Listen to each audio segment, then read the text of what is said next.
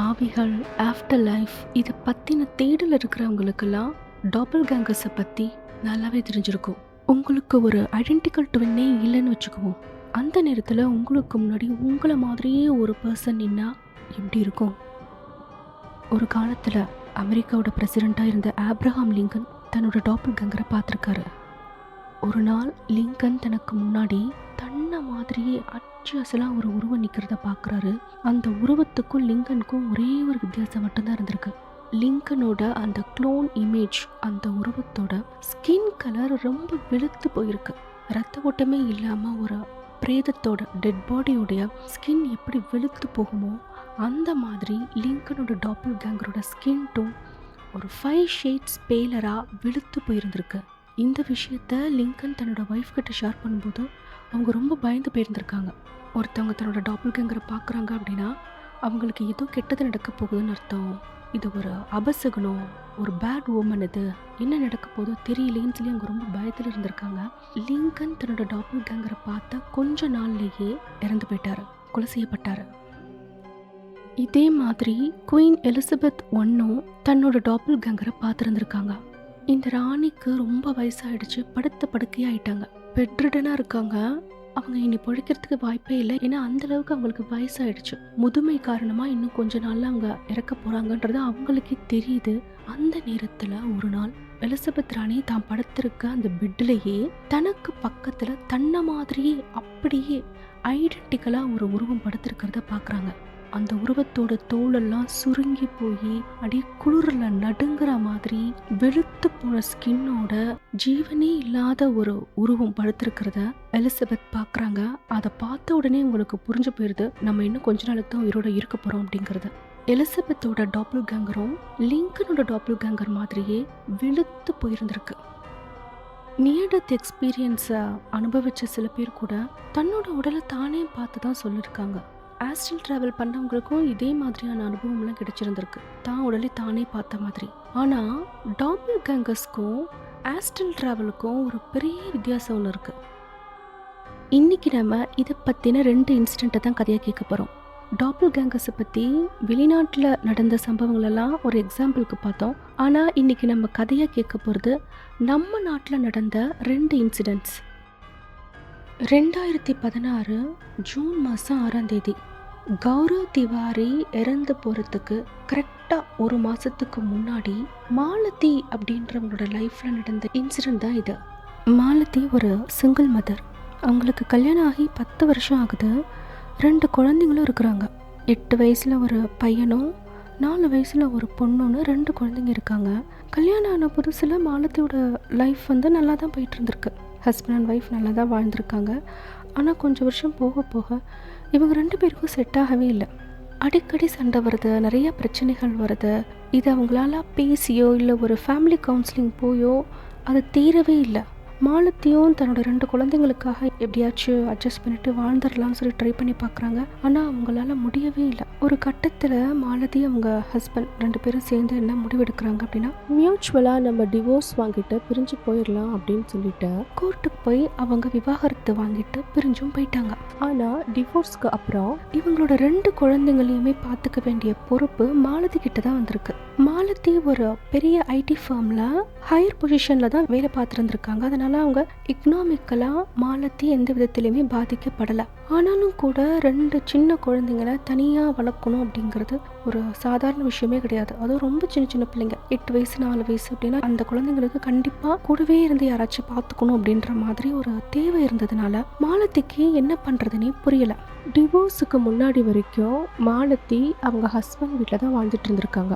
ஆனால் டிவோர்ஸுக்கு அப்புறம் அந்த வீட்டில் இனிமேல் வாழவே முடியாது, வேறு ஆப்ஷனே இல்லை. அவங்க வேறு ஒரு வீடு பார்க்கணும், குழந்தைங்களையும் கூட்டிகிட்டு போகணும் அப்படின்னும் போது இவங்க என்ன நினச்சிருந்துருக்காங்க அப்படின்னா, மாலதி வேலை பார்க்குற அந்த கம்பெனி ஆஃபீஸ் அதை சுற்றி இருக்க சரௌண்டிங் ஏரியாவில், அதாவது வாடகைக்கு ஒரு வீடை தேடி போயிடலாம் அப்படின்னு அவங்க பிளான் பண்ணுறாங்க. மாலதியுடைய ஆஃபீஸ் இருக்கிறது நொய்டாவில்.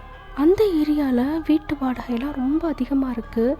என்னடா வாடகைக்கு நம்ம இவ்வளோ காசு கொடுக்கணுமா, சரி கொஞ்சம் தூரம் தள்ளி இருக்க ஏரியாவில் நம்ம வீடு தேடலாம் அப்படின்னு சொல்லிட்டு காசியாபாத்தில் இவங்க வீடு தேடுறாங்க. அப்போ அந்த ஏரியாவில் புதுசாக கட்டின ஒரு அப்பார்ட்மெண்ட்டுக்கான விளம்பரத்தை அவங்க பார்த்துட்டு அந்த அப்பார்ட்மெண்ட் போய் இவங்க விசிட் பண்ணுறாங்க. காசியாபாத்தில் இருக்கிற அந்த அப்பார்ட்மெண்ட் ரொம்ப பெருசாக இருக்குது. அது ஒரு லக்ஸரி அப்பார்ட்மெண்ட். ஏல இருந்து ஐ வரைக்கும் அவ்வளோ பிளாக்ஸ் இருந்திருக்கு. ஹைரைஸ் பில்டிங் 10 ஃப்ளோர் இருக்குது அந்த அப்பார்ட்மெண்ட்டில். அந்த அப்பார்ட்மெண்ட் காம்பவுண்டுக்கு உள்ளாரையே ப்ளே ஏரியா இருக்குது, ஸ்விம்மிங் பூல், ஷாப்பிங் காம்ப்ளெக்ஸ்னு எல்லாமே இருக்குது. இது எல்லாத்துக்கும் மேலே ஒரு செக்யூர்டான ஒரு பிளேஸாக இருக்குது. ஒவ்வொரு பிளாக்குக்குமே தனித்தனியான செக்யூரிட்டி கேமராஸ் இது எல்லாமே இருக்குது. இதை பார்த்த உடனே மாலத்திக்கு அந்த வீடு ரொம்ப பிடிச்சி போயிடுச்சு. இந்த வீட்டை வாங்குறதுல இருக்கிற ஒரே ஒரு பிரச்சனை என்ன அப்படின்னா, இந்த அப்பார்ட்மெண்ட் இருக்கிற ஏரியா இன்னும் முழுசாக டெவலப் ஆகவே இல்லை. ஒரு அன்டெவலப்டு ஏரியாவில் தான் இந்த வீடு இருக்குது. சரியான ஸ்ட்ரீட் லைட்ஸ் இல்லை. அந்த அப்பார்ட்மெண்ட்டுக்கு வரதுக்கான ரோடும் ஓரளவு வரைக்கும் தான் நல்லா இருக்கே தவிர பாதிக்கு மேலே ரோடுமே ரொம்ப மோசமாக இருக்குது. மழை பெஞ்சா அந்த ஏரியா எப்படி இருக்கும், இல்லை ராத்திரி ஆயிடுச்சுன்னா இருட்டினதுக்கு அப்புறம் தனியாக வெளியே போயிட்டு வரவே முடியாது. இந்த மாதிரியான பிரச்சனைகள்லாம் இருக்குன்னு தெரிஞ்சும் கூட மாலத்தி அந்த அப்பார்ட்மெண்ட்ல ஒரு ட்ரிபிள் பெட்ரூம் வீட்டை வாங்கிடுறாங்க. மாலத்தி என்ன நினைக்கிறாங்க அப்படின்னா, இப்படியே இருந்துற போது எப்படியும் ஒரு 5 வருஷத்துல இந்த ஏரியா நல்லா டெவலப் ஆயிரும். டெவலப் ஆனதுக்கு அப்புறமா நம்ம இந்த ஏரியாவில் ஒரு வீடு வாங்கணும் அப்படிங்கிறது நம்மளால முடியாத காரியமாக இருக்கும். அதனால இப்போவே நம்ம வாங்கிடுவோம். இந்த அப்பார்ட்மெண்ட்டுக்கு வெளியில் இருக்க ஏரியா தான் அப்படி இருக்கே தவிர அப்பார்ட்மெண்ட் ரொம்ப செக்யூர்டான ஒரு இடமா தான் இருக்குது. தனியாக குழந்தைங்களை வச்சுட்டு நம்மளால் மெயின்டைன் பண்ண முடியும். நம்ம ஆஃபீஸ்லேருந்து மட்டும் கொஞ்சம் சீக்கிரமாக வந்துடுவோம், பிரச்சனை கிடையாது அப்படின்னு சொல்லிட்டு பிளான் பண்ணி மாலத்தி அந்த வீட்டை வாங்கிடுறாங்க. மாலத்தியோடைய வீடு பி பிளாக்ல 6th ஃப்ளோரில் 602ல் இருந்திருக்கு. அது ஒரு ட்ரிபிள் பெட்ரூம் வீடு, பெரிய வீடாக இருக்குது. நல்ல இன்டீரியர்லாம் அழகாக பண்ணியிருந்திருக்காங்க. அந்த வீட்டுக்கு மாலத்தி அவங்களோட 2 குழந்தைங்க கூட குடி போனதுல இருந்தே தனக்கு ஹெல்ப்புக்காக ஒருத்தவங்கள வேலைக்கு வச்சுக்கிறாங்க. ஏன்னா 2 குழந்தைங்களையுமே பார்த்துக்கிட்டு வேலைக்கும் போயிட்டு வரதுன்றது முடியாத காரியம் அப்படின்றதுனால குழந்தைங்களை பார்த்துக்கிறதுக்கு தேவி அப்படின்னு ஒருத்தவங்கள இவங்க வேலைக்கு சேர்த்துக்கிறாங்க. தேவி வேலைக்கு வந்ததுக்கப்புறம் மாலத்திக்கு ரொம்ப ரிலாக்ஸ்டாக இருக்குது. ஏன்னா வீட்டு வேலைகளில் இருந்து குழந்தைங்களையும் கவனிச்சுக்கிட்டு வீட்டோடையே தங்கி இருக்காங்க தேவி. அதனால ஆஃபீஸில் டைமிங் கொஞ்சம் லேட் ஆகிற மாதிரி இருந்தால் கூட மாலத்திக்கு கவலை இல்லாமல் இருந்திருக்கு. குழந்தைங்களை தேவி பார்த்துக்குவாங்க அப்படின்னு சொல்லிட்டு இந்த புது வீட்டுக்கு குடி ஒரு கொஞ்ச நாள் வரைக்கும் மாலத்தியோட லைஃப்பை ரொம்ப ஹாப்பியாக தான் போயிட்டு இருந்திருக்கு. ஆனால் இந்த ஹாப்பினஸ் ரொம்ப நாளுக்கு நீட்டிக்கவே இல்லை. ஒரு நாள் மாலத்திக்கு ஆஃபீஸில் ரொம்ப வேலை ப்ரெஷர் அதிகமாக இருக்குது. ஒரு ஒர்க்கை ஃபினிஷ் பண்ணி கொடுக்கறதுக்கான டெட்லைன் மறுநாளாக இருக்கும்போது நாள் வரைக்கும் அவங்க அந்த வேலையை முடிக்கவே இல்லை. அன்னைய நாள் இவங்களுக்கு நிறையா மீட்டிங் கால் இதெல்லாம் இருந்ததுனால வேலையை முடிக்க முடியாமல் கஷ்டப்படுறாங்க மாலத்தி. நம்ம வேணால் ஆஃபீஸில் இருந்து அந்த வேலையை முடிச்சு கொடுத்துட்டு வீட்டுக்கு கிளம்பலாம் அப்படின்னு சொல்லி அவங்க டிசைட் பண்ணுறாங்க. 9 மணி வரைக்கும் அந்த ஆஃபீஸில் தான் உட்காந்து ஒர்க் பண்ணிகிட்ருக்காங்க. ஆனாலும் கூட அவங்களுடைய டாஸ்க்கை அவங்களால கம்ப்ளீட் பண்ணவே முடியல. ஒரு கட்டத்துக்கு மேலே மாலத்திக்கு தெரியுது, அவங்க வீடு இருக்கிற ஏரியா ரொம்ப அமைதியான ஒரு ஏரியா, கரெக்டான ஸ்ட்ரீட் லைட்ஸ் கூட கிடையாது, தனியாக நம்ம ட்ராவல் பண்ணி அவ்வளோ தூரம் போகணும் அப்படின்ன போது இவங்க என்ன நினைக்கிறாங்கன்னா, நம்ம நம்மளோட சீஃப் கிட்ட டிஎல் கிட்ட பேசுவோம், இன்ஃபார்ம் பண்ணிவிட்டு நம்ம வீட்டுக்கு போயிடலாம், நம்ம வீட்டில் இருந்து ஒர்க் பண்ணி மெயிலில் அனுப்புகிறதா சொல்லலாம்னு சொல்லிட்டு டிஎல் கிட்ட போய் பேசுகிறாங்க. அவரும் ஒத்துக்கிறாரு. சரி ஓகேம்மா, நாளைக்கு தான் டெட்லைன், நீ சீக்கிரமாக முடிச்சு இன்றைக்கி நைட்டுக்குள்ளே எனக்கு அமுச்சு விட்டுரு அப்படின்னு சொல்கிறாரு. அப்பா ரொம்ப சந்தோஷம்னு சொல்லி இவங்க கிளம்பி வீட்டுக்கு வந்துடுறாங்க. மாலத்தி வீட்டுக்கு வரும்போதே அவங்களோட 2 குழந்தைங்களும் தூங்கிடுறாங்க. அந்த ட்ரிபிள் பெட்ரூமில் ஒரு பெட்ரூமில் 2 குழந்தைங்களும் தூங்குவாங்களாம், இன்னொரு பெட்ரூமில் மாலத்தி தூங்குவாங்க. இவங்களுக்கு ஹெல்ப் பண்ணுற தேவி கிட்ட மாலத்தி என்ன சொல்லியிருந்திருக்காங்கன்னா, நீ அந்த 3ஆவதாக இருக்க பெட்ரூமில் தூங்கிக்கோ, அது ரூமாக நீ வச்சுக்கோ அப்படின்னு சொல்லியிருந்திருக்காங்க. ஆனால் தேவி என்ன சொல்லியிருந்திருக்காங்க, எனக்கு தனியாக ஒரு ரூமு அப்படிலாம் தூங்கி எனக்கு பழக்கமே இல்லை, எனக்கு அது வசதிப்படாது, நான் குழந்தைங்க தூங்குற அந்த பெட்ரூமுக்கு பக்கத்துலேயே இருக்கிற டைனிங் ரூமில் ஒரு பாய் போட்டு கீழே தரையில் பாய் போட்டு நான் படுத்துக்கிறேன், நைட்டு பிள்ளைங்க அழுதா கூட நான் போய் பார்த்துக்குவேன், எனக்கு ஒன்றும் பிரச்சனை இல்லை மாலத்தி, நான் இங்கேயே இருந்துக்கிறேன் அப்படின்றாங்க. மாலத்தியும் சரி தேவியை ஃபோர்ஸ் பண்ணல, உனக்கு எப்படி இஷ்டமோ நீ அந்த மாதிரி இருந்துக்கோ, ஒன்றும் ப்ராப்ளம் இல்லைன்னு விட்டுடுறாங்க. அன்றைக்கி ராத்திரி மாலத்தி வீட்டுக்கு வரும்போதே அவங்க குழந்தைங்களாம் தூங்கிட்டாங்க.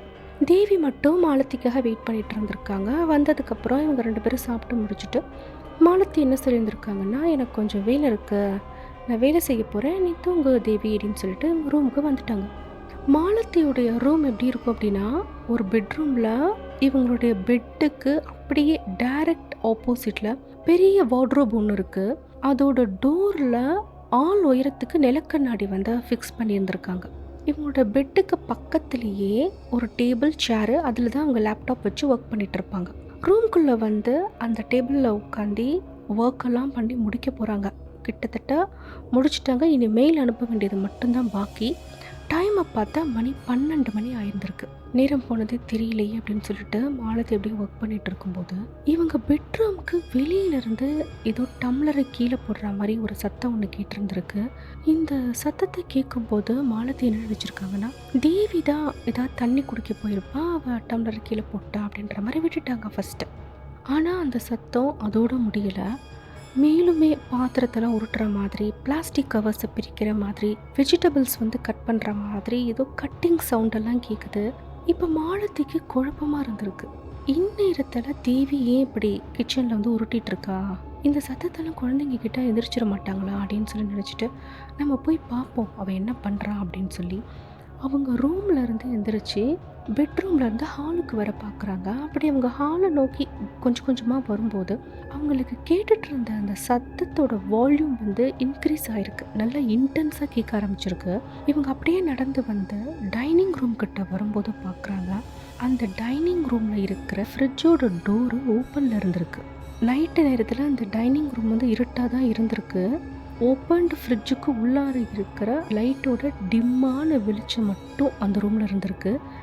அந்த நேரத்தில் மாலதி ஒரு விஷயத்தை நோட் பண்ணுறாங்க. என்னென்னா, அந்த ஃப்ரிட்ஜுக்கு முன்னாடி கீழே தரையில் ஏதோ ஒரு உருவம் உட்காந்துட்டு இருக்கிறத மாலதி பார்க்குறாங்க. இதை பார்த்துட்டு மாலதி என்ன நினைக்கிறாங்கன்னா, தேவி தான் இங்கே உட்காந்துட்டு இருக்காங்க அப்படின்னு சொல்லிட்டு, தேவி என்ன பண்ணுறா இந்நேரத்தில் அங்கே என்ன பண்ணிகிட்ருக்க அப்படின்னு சொல்லி கேட்ட அடுத்த செகண்ட் அவ்வளோ நேரம் கேட்டுட்டு இருந்த சத்தங்கள் எல்லாமே ஸ்டாப் ஆகிடுச்சு. அந்த வீடு ஃபுல்லுமே அப்படி ஒரு சைலண்ட்டாக இருந்திருக்கு. மாலதி அப்படியே அந்த டைனிங் ரூமுக்கு கிட்ட போயிட்டு அந்த ஃப்ரிட்ஜுக்கும் கிட்ட போயிட்டு நின்று பார்க்கும்போது தான் தெரியுது, கீழே உட்காந்துக்கிட்டு இருந்தது தேவியே கிடையாது. கீழே உட்காந்துருக்கிறதும் மாலதி தான். மாலதியோடைய டாப்பிள் கேங்கரையே பார்க்குறாங்க. மாலதி மாதிரியே அச்சு அசலாக ஒரு உருவம் ஃப்ரிட்ஜுக்கு கீழே உட்காந்துக்கிட்டு அந்த ஃப்ரிட்ஜுக்குள்ளே இருந்து மறுநாள் குக் பண்ணுறதுக்காக வச்சுருந்த பச்சை கறியை எடுத்து அப்படியே சாப்பிட்டுட்டு இருந்திருக்கு. இதை பார்த்துட்டு மாலதிக்கு ஒன்றுமே புரியல, கன்ஃபியூஸ்டாக இருக்குது. இப்போ கீழே உட்காந்துட்டு இருந்த மாலதியோடைய டாப்பிள் கேங்கர் என்ன சொல்லியிருந்திருக்கு அப்படின்னா, ஃப்ரிட்ஜை வந்து பாயிண்ட் அவுட் பண்ணி, இங்கே பார் நமக்கு வந்து நிறைய கறி இருக்குது சாப்பிட்றதுக்கு அப்படின்னு சொல்லி. இப்போ மாலதி அந்த ஃப்ரிட்ஜை பார்க்குறாங்க. பார்த்தா அந்த ஃப்ரிட்ஜோட ஃபர்ஸ்ட் ட்ரேயில், டாப் ட்ரேயில் என்ன இருக்குன்னா, ஒரு மனுஷனோட தலையை அப்படியே வெட்டி ரத்தம் சொட்ட சொட்ட அந்த தலை மட்டும் அங்கே இருந்திருக்கு. அந்த ஃப்ரிட்ஜுக்குள்ளாரையே ஹியூமன் பாடியை வந்து கட் பண்ணி அந்த ஃப்ரிட்ஜுக்குள்ளே அப்படியே ஸ்டோர் பண்ணியிருக்கு. நிறைய அப்படியே ரத்தமாக இருக்குது அந்த ஃப்ரிட்ஜில். இதெல்லாம் பார்த்துட்டு இவங்களுக்கு உடம்பெல்லாம் ஏதோ பண்ண ஆரம்பிக்குது. மாலதிக்கு அப்படியே படபடப்பாக வருது, மூச்சோடவே முடியல. டக்குன்னு அவங்க கண்ணை முடிச்சு பார்க்குறாங்க, இது எல்லாமே கனவு. மாலதி அவங்க பெட்டில் படுத்துட்டு இருக்காங்க. அந்த ரூமில் லைட் எரிஞ்சிட்டே இருக்குது. திரும்பி பார்த்தா டேபிளில் இருக்கிற அந்த லேப்டாப் வந்து ஷட் டவுன் பண்ணவே இல்லை, அது ஆன்லேயே தான் இருக்குது.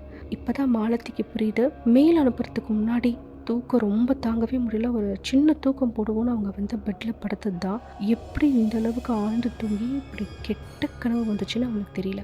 மாலதி வந்து தண்ணி எடுத்து குடிச்சிட்டு, இன்னும் இப்படி ஒரு கேவலமான கனவு வந்திருக்கு, சரி நம்ம மெயில் அனுப்பிட்டு படுத்து தூங்குவோம் அப்படின்னு சொல்லிட்டு சிஸ்டத்தில் போய் உட்காந்து அவங்க மெயில் அனுப்பிச்சு முடிக்கிறாங்க. முழு இடமுமே அப்படி ஒரு அமைதியாக இருக்குது, எந்த சத்தமுமே இல்லை. ஃபேன் ஓடிட்டுருக்கிற சத்தம் மட்டும்தான் கேட்குது. அந்த நேரத்தில் மாலதியுடைய ரூமில் இருந்த விண்டோ, அந்த விண்டோவை யாரோ அப்படியே ஃபோர்ஸாக அரைஞ்சு சாத்துற மாதிரி இருக்குது. அப்படி ஒரு சத்தம் கேட்குது. அந்த சத்தத்தை கேட்டோடனே மாலதி அப்படி பயந்து போய் அந்த விண்டோவை திரும்பி பார்க்குறாங்க. விண்டோ வந்து க்ளோஸில் இருக்குது. மாலதிக்கு ஒன்றுமே புரியல. அந்தளவுக்கு வெளியில் காற்றெல்லாம் அடிக்கவே இல்லை, ரூம்குள்ளேயும் அந்தளவு காற்று இல்லை. எப்படி அந்த ஜன்னல் தன்னால் மூட முடியும்? அதுக்கும் மேலே அந்த ஜன்னல் வந்து ஒரு ஸ்லைடிங் விண்டோ. சாதாரண ஜன்னலாக இருந்தால் கூட காத்தடிச்சிருச்சு சாத்திருச்சுன்னு சொல்லலாம், ஆனால் ஸ்லைடிங் டோர் அப்படி காத்தடிச்சலாம் சாத்தாது, நம்மளா அதாவது ஒரு ஃபோர்ஸ் கொடுத்து தள்ளலாம் மட்டும்தான் மூடும். அவங்க அந்த ஜன்னலை பார்த்து யோசிச்சுக்கிட்டே இருக்கும்போது அவங்க ரூம்குள்ளே இருந்து ஏதோ ஒரு கிராக் ஆகுற மாதிரி ஒரு சத்தம் ஒன்று கேட்குது. என்னடா அது அப்படின்னு சொல்லிட்டு இவங்க பார்க்குறாங்க. பார்த்தா இவங்க பெட்டுக்கு அப்படியே ஆப்போசிட்டில் இருக்கிற அந்த வார்ட்ரோபில் இருக்கிற கண்ணாடி உடையிற மாதிரி இருக்குது. இவங்களுக்கு ஒன்றுமே புரியல. சேர்லேருந்து எந்திரிச்சு அந்த கண்ணாடியை நோக்கி அப்படியே நடந்து போகிறாங்க. பெட்டுக்கிட்ட நின்று அந்த கண்ணாடியை பார்க்கும்போது அந்த கண்ணாடி கொஞ்சம் கொஞ்சமாக அப்படியே விரிசல் விட்டு உடையிற மாதிரி இருந்திருக்கு. என்னோட ஜன்னல் இப்போ சாத்துச்சு, அந்த ஃபோர்ஸுக்கு கண்ணாடியே விரிசல் விடுமா, புதுசாக இருக்கே அப்படின்னு சொல்லிட்டு இவங்க அதை அப்படியே உத்து பார்த்துக்கிட்டே இருக்கும்போது கண்ணாடியில் இருக்கிற மாலத்தியுடைய இமேஜ் வித்தியாசமாக இருக்குதுன்றத மாலத்தி வந்து நோட் பண்ணுறாங்க. என்னடா இது நம்மளை மாதிரியே தெரியலையே, நம்ம கண்ணாடியில் நம்ம பார்த்தா நம்ம உருவம் தெரியணும், ஆனால் அது நம்மளை மாதிரி தெரியலையே, வித்தியாசமாக இருக்கே அப்படின்னு சொல்லிட்டு அந்த கண்ணாடியை நோக்கி அவங்க அப்படியே நடந்து போகும்போது கண்ணாடியில் தெரிஞ்ச அந்த உருவம் மாலத்தியை பார்த்து என்ன சொல்லியிருக்கு அப்படின்னா, இன்னும் கொஞ்ச நாள் தான், நான் கொஞ்சம் கொஞ்சமாக ஒன்று மாதிரி ஆகி கடைசியில் நீயாவே மாறிடுவேன் அப்படின்னு சொல்லிட்டு அது சிரிக்குது. இதை பார்த்த அடுத்த செகண்ட் மாலத்தி அப்படியே பயந்து போய் மயக்கம் போட்டு அப்படியே அந்த பெட்டில் விழுந்துடுறாங்க. அதுக்கப்புறம் அந்த நைட் ஃபுல்லாக மாலத்தி மயங்கி தூங்கிட்டாங்க. மறுநாள் காலையில் தான் கண்ணை முழிச்சு பார்க்குறாங்க. அந்த ரூம் வந்து சன்லைட்டோட பிரைட்டாக இருந்திருக்கு, எல்லாமே நார்மலாக இருந்திருக்கு. இந்த கண்ணாடியை பார்த்தா அது உடையவே இல்லை, கண்ணாடி நார்மலாக இருக்குது. இவங்க வெளியே ரூமை விட்டு வெளியே போய் ஃப்ரிட்ஜை ஓப்பன் பண்ணி பார்க்குறாங்க, எல்லாமே நார்மலாக இருக்குது. மாலத்திக்கு என்ன நடக்குது அவங்கள சுற்றின்னு ஒன்றுமே புரியல. எது கனவு எது உண்மைன்னு இவங்களால டிஃப்ரென்ஷியேட் பண்ணவே முடியல. இவங்க பெட்ரூமில் உட்காந்து கொஞ்ச நேரம் அப்படியே ரொம்ப டீப்பாக யோசித்து பார்க்கும்போது தான் மாலத்திக்கு தெரிய வருது. அவங்க ஃப்ரிட்ஜை பார்த்து அந்த ஃப்ரிட்ஜுக்குள்ளே இருந்த பாடி பார்ட்ஸு, தலை இதெல்லாம் பார்த்தது தான் கனவே தவிர இந்த கண்ணாடியில் தன்னோட உருவத்தை பார்த்தது கனவு கிடையாது, அது உண்மைதான். நான் ரியலாக தான் பார்த்துருந்துருக்கேன். இந்த வீட்டில் என்னமோ நடக்குது, இந்த வீட்டில் ஏதோ தப்பாக இருக்குது அப்படின்னு சொல்லி மாலத்திக்கு தெரியவும், குழந்தைங்களை வச்சுட்டு எப்படா சொந்தமாக வீடு வேற வாங்கிட்டோம், நம்ம என்ன பண்ணுறதுனே தெரியலன்னு சொல்லி மாலத்தி ஒரு கொஞ்ச நேரத்துக்கு ரொம்ப யோசிக்கிறாங்க. யோசித்ததுக்கப்புறம் பேராநார்மல் இன்வெஸ்டிகேட்டரான ராஜுக்கு ஃபோன் பண்ணி அவங்களுக்கு நடந்த இந்த விஷயங்கள் எல்லாத்தையுமே ப்ரீஃபாக எக்ஸ்பிளைன் பண்ணுறாங்க. ராஜ் இதெல்லாம் கேட்டுட்டு, சரி நாளைக்கு சாயங்காலம் உங்கள் வீட்டுக்கு வந்து நான் இன்வெஸ்டிகேட் பண்ண வரேன் அப்படின்னு சொல்லிட்டு அவர் ஃபோனை வச்சிடுறாரு. நான் ஏற்கனவே சொன்ன மாதிரி இந்த இன்சிடெண்ட் எல்லாமே கௌரவ் இறந்து போகிறதுக்கு சரியாக 1 மாதத்துக்கு முன்னாடி நடந்திருக்கு. அந்த நேரத்துலலாம் கௌரவ் நிறையா இன்வெஸ்டிகேஷன்ஸுக்கு போகிறதே கிடையாதான். அதிகமான டைம் வந்து ஃபேமிலி கூட ஸ்பெண்ட் பண்ணணும் அப்படின்னு சொல்லிட்டு இவர் வெளிநாட்டிலேருந்து வர இன்விடேஷன்ஸ் எதையுமே இவர் அக்செப்ட் பண்ணுறதே கிடையாது. இவர் அட்டன் பண்ணுற கேசஸையுமே ரொம்ப குறைச்சிக்கிட்டாரு. மேக்ஸிமம் கேசஸ் எல்லாத்தையுமே இவரோட ஃப்ரெண்ட்ஸான டீம் மெம்பர்ஸ் தான் போய் பார்த்துருக்காங்க. இவங்க டீமில் இருக்க நிறைய பேருக்கு இந்த பேராநார்மல் இன்வெஸ்டிகேஷன் அப்படிங்கிறது முழு நேர வேலையெல்லாம் கிடையாது, ஃபுல் டைம் ஜாபாக வேறு ஏதோ ஒரு வேலை செஞ்சிட்ருக்காங்க. ஒரு பேஷனுக்கு தான் இந்த இன்வெஸ்டிகேஷன்லாம் வந்து அவங்க செய்கிறது. அதனால் அவங்களுடைய டைம் எப்படி இருக்குது, ஃப்ரீயாக இருக்காங்களா, இதை பொறுத்து தனியாகவே அவங்க கேசஸ் எல்லாத்தையுமே ஹேண்டில் பண்ண ஆரம்பிச்சிருக்காங்க. அதுபடி ராஜ் மட்டும் தனியாக தான் இந்த கேஸை ஹேண்டில் பண்ண போகிறாரு. ராஜ் மாலத்திக்கு ப்ராமிஸ் பண்ண மாதிரியே மறுநாள் சாயங்காலம் ஒரு 6 மணி 7 மணி போல் அந்த அப்பார்ட்மெண்ட்டுக்கு உள்ளார வந்து பார்க்குறாரு. பார்த்தாலே தெரியுது அந்த அப்பார்ட்மெண்ட் ரொம்ப பெருசாக இருக்குது. அதோடைய ஸ்விம்மிங் பூல் ஆகட்டும், ப்ளே ஏரியா ஆகட்டும் ரொம்ப பெருசாக இருக்குது. நல்ல ஒரு லக்ஸரி அப்பார்ட்மெண்ட்டாக இருக்குது. அவர் அப்படியே நடந்து பி பிளாக்குக்கு போகிறாரு. அந்த பிளாக்குக்கு வரும்போதே ராஜ் வந்து அவரோட கோஸ்ட் மீட்டரை எடுத்து ரீடிங் எதுவும் கிடைக்குதா அப்படின்னு சொல்லி செக் பண்ணுறாரு. பார்த்தா அந்த இடத்துலையே அவருக்கு ரீடிங்கும் கிடைச்சிருந்துருக்கு. ஆனால் இதை பார்த்துட்டு ராஜ் வந்து என்ன நினச்சிக்கிறாரு அப்படின்னா, இந்த அப்பார்ட்மெண்ட்டை ரொம்ப கலர்ஃபுல்லாக நிறைய அலங்காரமாக லைட்டெல்லாம் எரியுது, லைட்டு வெளிச்சத்தோடு பிரைட்டாக இருக்குது, அது கூட இந்த ரீடிங்கை வந்து இன்டர்ஃபியர் பண்ணலாம், அதனால் இதை மட்டும் வச்சு இங்கே பேய் இருக்குன்னு சொல்லி நம்ம நினச்சிக்க வேண்டாம், அவங்க வீட்டுக்கு போய் பார்ப்போம் அப்படின்னு சொல்லிட்டு இவர் 6th ஃப்ளோருக்கு போயிட்டு வீட்டுக்கும் போகிறாரு.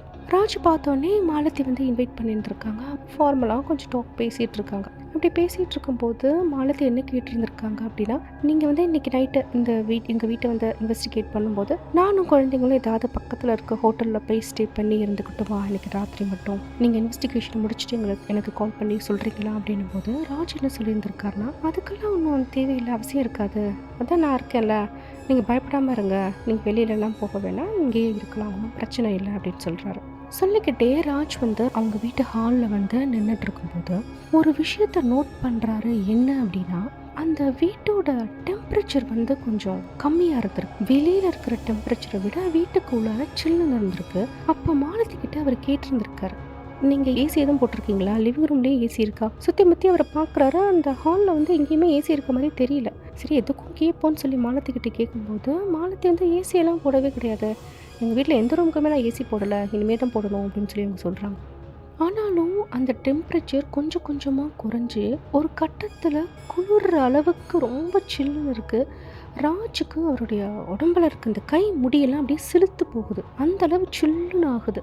என்னடா வித்தியாசமாக இருக்கே அப்படின்னு சொல்லி நினச்சிக்கிட்டே ராஜ் அவருடைய எக்யூப்மெண்ட்ஸ் எல்லாமே எடுக்கிறாரு. வெளியே எடுத்து ஒவ்வொரு எக்யூப்மெண்ட்டும் எப்படி ஃபங்க்ஷன் ஆகும் அப்படின்ற மாதிரி மாலத்திக்கு எக்ஸ்பிளைன் பண்ணிக்கிட்டே அவர் கையில் வச்சுட்டு இருந்த அந்த கோஸ்ட் மீட்டரை மாலத்தி கையில் கொடுக்குறாரு. இதை நீங்கள் கையில் வச்சுக்கோங்க அப்படின்னு சொல்லி கொடுத்துட்டு அவர் இவிபி ரெக்கார்டர் ஆன்மாக்கள் பேசுனா அந்த ஆடியோவை ரெக்கார்ட் பண்ணி வச்சுக்கிற அந்த இவிபி ரெக்கார்டரையும் ஃபுல் ஸ்பெக்ட்ரம் கேமரா ஒன்றையும் அவர் எடுத்து அவரோட கையில் வச்சுக்கிட்டு அந்த வீட்டை இன்வெஸ்டிகேட் பண்ண போகலாம் அப்படின்னு சொல்லிட்டு மாலத்தி மென்ஷன் பண்ண அவங்களோட பெட்ரூமை நோக்கி அவர் நடக்கும்போது அந்த ரூமோட கதவை யாரோ ஃபோர்ஸாக வேகமாக அடித்து சாத்துறாங்க. அப்படி சாத்தின உடனே யாரோ அழுகிற மாதிரி ஒரு வாய்ஸ் ராஜு கேட்குது. ரொம்ப மெல்லமாக தேம்பி தேம்பி அழுகிற குரல். இது யாரா இங்கே அழுதுட்டு இருக்காங்க அப்படின்னு சொல்லி இவர் யோசிச்சுக்கிட்டு அந்த ரூமை நோக்கி நடக்கும்போது யாரோ சிரிக்கிற சத்தம் கேட்குது. சந்தோஷமாக சிரிக்கிற சத்தம் கிடையாது, ஒரு மாதிரி கிண்டலா நீ வந்துட்டியா நல்லா மாட்டின அப்படின்னு சொல்லி சிரிக்கிற மாதிரி ஒரு சிரிப்பு சத்தமும் கேட்குது. இதை கேட்டுட்டு ராஜ் மாலத்தியை திரும்பி என்ன கேட்குறாருன்னா, உங்களோட குழந்தைங்க அந்த ரூம்குள்ளே தான் இருக்கிறாங்களா அப்படின்னு சொல்லி கேட்குறாரு. ஆனால் மாலத்தி என்ன சொல்கிறாங்கன்னா, இல்லை நீங்களே பேரானாமல் இன்வெஸ்டிகேஷனுக்கு வந்திருக்கீங்க, குழந்தைங்களெல்லாம் நான் வச்சுருப்பேன்னா அந்த மாதிரி நல்ல சான்ஸ் இருக்க முடியாது. குழந்தைங்கள என்னோட நெய்பர் வீட்டில் விட்டுருக்கேன், அவங்க 2 பேரும் அங்கே விளையாண்டுட்டு இருப்பாங்க அப்படின்னு சொல்லி அவங்க சொல்கிறாங்க. ராஜ் இப்போ என்ன கேட்குறாரு அப்படின்னா, இது குழந்தைங்க இல்லை, அழுகிறது சிரிக்கிறதுலாம் குழந்தைங்க இல்லை அப்படின்னா வேறு யாராக இருக்கும் அப்படின்னு நினச்சிட்டு உங்களுக்குமே அந்த வாய்ஸஸ்லாம் கேட்குதா அப்படின்னு சொல்லி மாலத்திக்கிட்ட கேட்கும்போது, என்ன வாய்ஸு, எதை பற்றி நீங்கள் கேட்குறீங்க, எனக்கு ஒன்றுமே புரியலையே அப்படின்றாங்க. ராஜ் சரி ஓகே புரியலன்னா பரவாயில்ல, நான் அப்புறமா நான் உங்களுக்கு எக்ஸ்பிளைன் பண்ணுறேன், என்னை ஃபாலோ பண்ணி வாங்க அப்படின்னு சொல்லிட்டு அந்த சாத்தியிருந்த ரூமோட கதவை ஓப்பன் பண்ணிக்கிட்டு மாலத்தி ராஜ் இவங்க 2 பேருமே மாலத்தியோட பெட்ரூமுக்கு உள்ளார போகிறாங்க. உள்ளார போயிட்டு கொஞ்ச நேரம் நின்று ராஜ் அந்த ரூம் அப்படியே சுற்றி பார்த்துட்டே இருந்திருக்காரு. ஒரு ஃபியூ செகண்ட்ஸ் கழிச்சு ராஜ் மாலத்துக்கிட்ட என்ன கேட்குறாரு அப்படின்னா, உங்களுடைய பெட்டு நீங்கள் ஏன் இந்த கண்ணாடிக்கு அப்படியே டைரக்ட் ஆப்போசிட்டில் போட்டு வச்சுருக்கீங்க? கண்ணாடிகள் ஒரு போர்ட்டல்ன்றது உங்களுக்கு தெரியாதா? ஆன்மாக்கள் இறந்து போனவங்களோட அந்த உலகத்தில் இருந்து நம்மளோட உலகத்துக்கு வரத்துக்கான ஒரு கேட்வேவாக இந்த கண்ணாடிகள் இருக்குன்றது உங்களுக்கு தெரியாதா அப்படின்னு சொல்லி கேட்குறாரு. இதை கேட்டுட்டு மாலத்திக்கு ஷாக்கிங்காக இருக்குது. எனக்கு போர்ட்டல் அப்படி ஒன்று இருக்கிறதே தெரியாது, அதுக்கும் மேலே கண்ணாடி தான் அந்த போர்ட்டல், இறந்தவங்களுடைய வேர்ல்டையும் நம்மளோட வேர்ல்டையும் இழைக்கிறதுக்கான ஒரு போர்ட்டல் கண்ணாடி தான் அப்படிங்கிறது எனக்கு தெரியவே தெரியாது, புதுசாக இருக்குது, நான் ஃபர்ஸ்ட் டைமாக நான் கேள்வி பண்ணுறேன் அப்படின்லாம் சொல்லிட்டு அவங்க ஆச்சரியமாக ராஜையும் அந்த கண்ணாடியவும் அப்படியே பயத்தோடு பார்த்துட்டு இருந்திருக்காங்க. மாலத்தியும் ராஜும் பேசிகிட்டு இருக்கும்போதே அந்த ரூமோட டோரை யாரோ வேகமாக அடித்து சாத்துற மாதிரி இருக்குது. சாத்துறது மட்டும் இல்லாமல் அந்த டோரை லாக் பண்ணுற கிளிக் சவுண்டும் உங்களுக்கு கேட்குது. என்னடா அந்த ரூமில் காற்றே அடிக்கல, எப்படி இந்த கதவை சாத்தி இதை யாரும் லாக் வேறு பண்ணுறாங்களே அப்படின்னு சொல்லிட்டு இவங்க பயந்து போய் திரும்பி பார்த்துட்ருக்காங்க. அப்படி பார்த்துட்டு ஒன்றுமே புரியாமல் இவங்க 2 பேருமே ஒருத்தவங்க முகத்தை ஒருத்தவங்க பார்க்குறாங்க. ராஜ் இப்போ அந்த ரூமையே அப்படியே சுற்றி பார்க்குறாரு. ராஜோட கண்ணு முன்னாடியே அந்த ரூமோட ஒரு வாலில் இருந்த விண்டோ கொஞ்சம் கொஞ்சமாக மறைய ஆரம்பிக்குது. அந்த விண்டோ மறைஞ்சு அந்த வால் ஃபுல்லாகவே ஒரு சாலிட் வாலாக மாறுது. இதை பார்த்துட்டு ராஜுக்கு ஒன்றுமே புரியல. அவருக்கு அப்படியே தலையை சுற்றுற மாதிரி இருக்குது. இது எப்படி சாத்தியமாகும், நம்ம கண்ணு முன்னாடி இவ்வளோ பெரிய ஜன்னல் எங்கே மறைஞ்சு போச்சு அப்படின்னு சொல்லி அவர் யோசிச்சுட்டு இருக்கும்போதே அந்த ரூமோட லைட்டை யாரோ ஆஃப் பண்ணுறாங்க. கம்ப்ளீட்டாக இருட்டாக இருக்குது. அந்த என்விரான்மெண்ட்டே ராஜுக்கு ரொம்ப அப்படியே அழுத்தமாக இருக்குது. ஒரு மாதிரி டென்ஸாக அவர் ஃபீல் பண்ணுறாரு, நெகட்டிவாக அவர் ஃபீல் பண்ணுறாரு. அந்த இருட்டுக்குள்ளார ராஜுக்கு ஒன்றுமே தெரியல, என்ன பொருள் எங்கே இருக்குது, லைட் ஸ்விட்ச் எங்கே இருக்குது, எதுவுமே தெரியல, முழுசாக இருட்டாக இருக்குது. இப்போ அவர் பேசலான்னு நினைக்கிறாரு. மாலதி நீங்கள் இங்கே தான் இருக்கீங்களா, எங்கே இருக்கிறீங்க, ஸ்விட்ச் ஆன் பண்ணுங்கள், அந்த மாதிரி பேசலான்னு நினைக்கிறாரு. ஆனால் ராஜால் ஒரு வார்த்தை கூட பேச முடியல, ஒரு ஸ்டெப்பு கூட எடுத்து வச்சு நகரவே முடியல. ஏதோ ஒரு இன்விசிபிளான ஒரு எனர்ஜி அவர் அப்படியே கட்டி போட்டு வச்ச மாதிரி அவர் நின்ன இடத்துல அப்படியே நின்றுட்டே இருக்காரு. கண்ணுக்குமே ஒன்றுமே தெரியல. ராஜ் இப்போ என்ன நினைக்கிறாருன்னா, நம்ம இன்வெஸ்டிகேட் பண்ண வந்த மாலத்தியுடைய வீடா இது, இல்லை நம்ம வேற ஏதாவது ஒரு இடத்துக்கு வந்துட்டோமா, இந்த இடமே ஏதோ வித்தியாசமாக இருக்குது, புதுசாக இருக்குது, இது ஒரு மாதிரி நெகட்டிவ் எனர்ஜி சூழ்ந்து ஒரு டென்ஸான ஒரு இடமா எனக்கு ஃபீல் ஆகுதுன்னு சொல்லி ராஜ் நினச்சிட்டு இருக்கும்போதே அந்த இருட்டான ரூமுக்கு உள்ளார மெல்லிசா அப்படியே புகை மாறி ஏதோ ஒன்று வரதை ராஜ் நோட் பண்ணுறாரு. அந்த புகை கொஞ்சம் கொஞ்சமாக ஒன்று சேர்ந்து ஒரு ஹியூமன் மாதிரி ஃபார்முக்கு வந்துடுது. ஆனால் ராஜுக்கு நல்லா தெரியுது, அவருக்கு முன்னாடி நின்றுட்டுருக்கிறது ஒரு ஹியூமன் கிடையாது, அது ஒரு ஸ்பிரிட். அதுலேயும் அது ஒரு ஈவில் ஸ்பிரிட்ன்றது நல்லாவே தெரியுது ராஜுக்கு. அந்த ஆன்மாவை பார்க்க எப்படி இருக்குன்னா, ஒல்லியாக எலும்பும் தோலுமா, கண்ணமெல்லாம் அப்படியே ஒட்டி போய் ஒரு சின்ன ஃபிகரான ஒரு உருவம் தான் அந்த உருவம். ஆனால் அந்த ஆன்மா பயங்கரமான கோபத்தில் இருக்குது அப்படிங்கிறது அதோட கண்ணை பார்த்தாலே தெரியுது. ராஜுக்கு முன்னாடி நின்றுட்டு இருந்த அந்த ஆன்மா தன்னோட 2 உள்ளங்கையுமே ஒன்றா அப்படியே ரப் பண்ணி தேய்ச்சிக்கிட்டே ராஜை பார்த்து அப்படியே ஒரு ஈவில் ஸ்மைல் பண்ணிட்டு என்ன சொல்லுது அப்படின்னா, நீ தப்பான இடத்துக்கு வந்திருக்க, இது என்னோட இடம், என் இடத்துக்கு வந்துட்டு உன்னால் போகிட முடியுமா திரும்பி அப்படின்னு சொல்லி சிரிச்சிட்டே அப்படியே கேட்குது. இதெல்லாம் பார்க்கும்போது ராஜுக்கு அப்படியே படபடப்பாக வருது, ஹார்ட் பீட் ரைஸ் ஆகி வீர்த்து கொட்டுற மாதிரி இருக்குது. இப்போ ராஜுக்கு என்ன தோணுது அப்படின்னா, அவருடைய பேண்ட் பாக்கெட்டில் ஒரு லைட்டர் ஒன்று வச்சுருந்துருக்காரு. அந்த லைட்டரை வந்து நம்மளால் எடுக்க முடியுமா, நம்மளால் இப்போ மூவ் பண்ண முடியுமா, அசைய முடியுமா அப்படின்னு சொல்லி அவர் ட்ரை பண்ணுறாரு. அவரால் ரொம்ப மெல்லமாக தான் மூவ் பண்ணவே முடிஞ்சிருக்கு. அவர் மெதுவாக அவருடைய பாக்கெட்டில் இருந்து அந்த லைட்டர் எடுத்து ஆன் பண்ணி அந்த ரூம் அப்படியே சுற்றி பார்க்கும்போது ஸ்விட்ச் போர்டு எங்கே இருக்குது, ஸ்விட்செல்லாம் எங்கே இருக்குது அப்படிங்கிறத அவர் பார்த்துடுறாரு. அந்த ஸ்விட்சை நம்ம போட்டுடலாம் அப்படின்னு சொல்லி அப்படியே மெல்லமாக நடந்து அந்த ஸ்விட்ச் போர்ட் கிட்ட போகும்போதே இவர் வச்சிருந்த அந்த லைட்டரோட ஃப்ளேமை யாரோ ஊதி அணைச்சிடுறாங்க. திருப்பியும் அந்த ரூம் ஃபுல்லாக கம்ப்ளீட்டாக இருட்டாக இருக்குது, சைலண்ட்டாக இருக்குது. அந்த நேரத்தில் ராஜோட காதுக்கு பக்கத்தில் வந்து யாரோ ஒருத்தவங்க, இந்த இடத்த விட்டு ஓடி போயிரு, இது என்னோட இடம் அப்படின்னு சொல்லி ஒரு விஸ்பரிங் சவுண்டில் மெல்லமாக 2 காது பக்கத்துலேயும் பேசியிருந்திருக்காங்க. அப்படி பேசுனதுக்கப்புறம் திருப்பியுமே அந்த என்விரான்மெண்ட் ஃபுல்லாக அப்படியே சைலண்ட்டாக இருந்திருக்கு. அப்படி ஒரு அமைதி. அந்த அமைதியை தொடர்ந்து ஒரு குழந்தை அழுகிற சத்தம் வந்து கேட்க ஆரம்பிக்குது. தூரத்தில் கேட்க ஆரம்பித்த அந்த சத்தம் கொஞ்சம் கொஞ்சமாக அதோடைய வால்யூம் வந்து இன்க்ரீஸ் ஆகி இந்த ரூமுக்குள்ளாரையே ஏதோ ஒரு குழந்தை அழுகிற மாதிரியான ஒரு சத்தம் வந்து ராஜுக்கு கேட்குது. ராஜுக்கு இப்போவுமே நான் எங்கே இருக்கேன், ஏன் இப்படியெல்லாம் கேட்குதுன்னு எதுவுமே புரியல. ராஜுக்கு நல்லாவே தெரிஞ்சிருக்கு, அந்த குழந்தை அழுகிற சத்தம் இந்த ரூம்குள்ளே இருந்து தான் கேட்குது, இந்த வீட்டுக்குள்ளேருந்து தான் அந்த அழுகுரல் கேட்குது அப்படிங்கிறது ராஜுக்கு நல்லாவே தெரியுது. அவரால் வேறு ஒன்றுமே பண்ண முடியல. அந்த அழுகுரலை கேட்குறத தவிர இவரால் எதுவுமே பண்ண முடியல. கொஞ்ச நேரத்தில் அந்த அழுகிற சத்தமும் நின்று போயிடுது. ஃபுல் என்விரான்மெண்ட்டும் அப்படி ஒரு அமைதியாக இருக்கும்போது அந்த டோரை யாரோ அன்லாக் பண்ணுற சத்தம் ராஜு கேட்குது. அடுத்த செகண்ட் அந்த ரூமுக்கு கரண்ட் வந்துடுது, லைட் எரியுது. லைட்டை பார்க்குறாரு ராஜு. அதே நேரத்தில் மறைஞ்சு போன அந்த ஜன்னலும் அப்பியர் ஆயிடுது. அந்த வாலில் இப்போ ஜன்னல், பெரிய ஜன்னல் இருக்குது. அந்த ரூமே நார்மலாக ஆரம்பிக்குது. ஆனால் இது எல்லாமே ஃபியூ செகண்ட்ஸ் தான். கொஞ்ச நேரத்திலேயே அந்த லைட்டெல்லாம் அப்படியே ஃப்ளிக்கராக ஆரம்பித்து திருப்பியுமே பவர் கட் ஆயிடுது. அகைன் அந்த ரூம் ஃபுல்லாக கம்ப்ளீட் டார்க்னஸ் மட்டும்தான் இருக்குது. ராஜோட கண்ணு முன்னாடி அந்த ஆளோட ஆன்மா திருப்பியுமே அப்பியர் ஆகி இந்த முறை என்ன சொல்லுது அப்படின்னா, என்னை தயவு செஞ்சு விட்டுடுங்க, என்ன நம்பி என்னோடய பையன் இருக்கான், நான் செத்து போயிட்டேன் அப்படின்னா என் பையனுக்கு வந்து யார் துணையாக இருப்பா, அவன் சின்ன பையன், 7 வயசு தான் ஆகுது என் பையனுக்கு, என் பையனுக்காக என் மேலே கொஞ்சம் கருணை வைங்களேன், என்னை விட்டுடுங்களேன், நான் எந்த தப்புமே பண்ணலை, என்னை விட்டுடுங்கன்னு சொல்லி அந்த ஆளுடைய ஆன்மா வந்து கதறி அழுகுது. அவ்வளோ வேதனையில் அழுகுது. அந்நேரத்தில் பக்கத்தில் இருந்து இன்னொரு குரல் கேட்குது. அந்த குரல் வாய்ஸ் வந்து என்ன சொல்லுது அப்படின்னா, நீ எவ்வளோ அழுதாலும் இதுக்கெல்லாம் வாய்ப்பே கிடையாது, உனக்கு ஜட்ஜ்மெண்ட் வந்து கொடுத்துட்டாங்க, நாளைக்கு காலையிலைக்கு உள்ளார உன்னை தூக்கில் போட்டு கொன்னுடுவாங்க, உன்னால் இதுலேருந்து தப்பிக்க முடியாது அப்படின்னு சொல்லி ஒரு வாய்ஸ் கேட்குது. அடுத்ததான் ஒரு பையன் வந்து அப்படியே கதறி கதறி அழுகிறான். அப்படி தேம்பி தேம்பி அழுகிறான். அந்த அழுகிற வாய்ஸுமே ராஜுக்கு கேட்குது. இந்த எல்லா சத்தத்தையுமே கேட்கும்போது ராஜுக்கு ஒரு விஷயம் நல்லா புரியுது. என்ன அப்படின்னா, இறந்து போன அந்த ஆளோட ஆன்மா அது உயிரோடு இருக்கும்போது என்ன மாதிரியான கஷ்டங்களை எல்லாம் ஃபீல் பண்ணுச்சோ அவ்வளோ இமோஷனையுமே ராஜை வந்து உணர வைக்குது.